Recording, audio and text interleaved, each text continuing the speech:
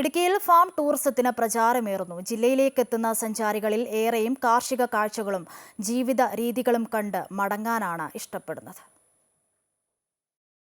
ഇടുക്കിയുടെ കാഴ്ചകൾ സഞ്ചാരികൾക്ക് എപ്പോഴും ആസ്വാദ്യകരമാണ്.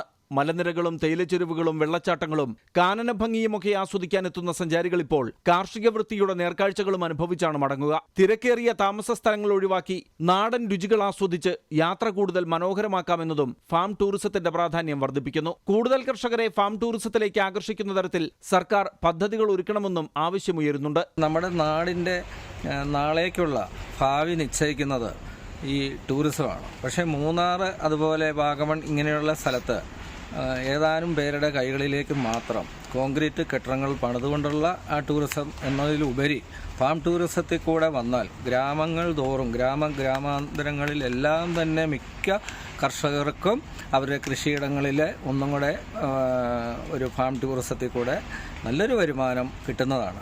കൃഷിയിടത്തിൽ ടെന്റുകളും കുടിലുകളും ഒരുക്കിയും വീടിന്റെ ഒരു ഭാഗം താമസത്തിനായി വിട്ടു നൽകിയുമാണ് കർഷകർ സഞ്ചാരികളെ ആകർഷിക്കുന്നത്. കാർഷിക മേഖല കനത്ത വിലയിടിവ് മൂലം പ്രതിസന്ധി നേരിടുമ്പോൾ ടൂറിസത്തിൽ നിന്ന് അധിക വരുമാനം കണ്ടെത്താനാകുമെന്നതും കർഷകർക്ക് പ്രയോജനകരമാകുന്നു.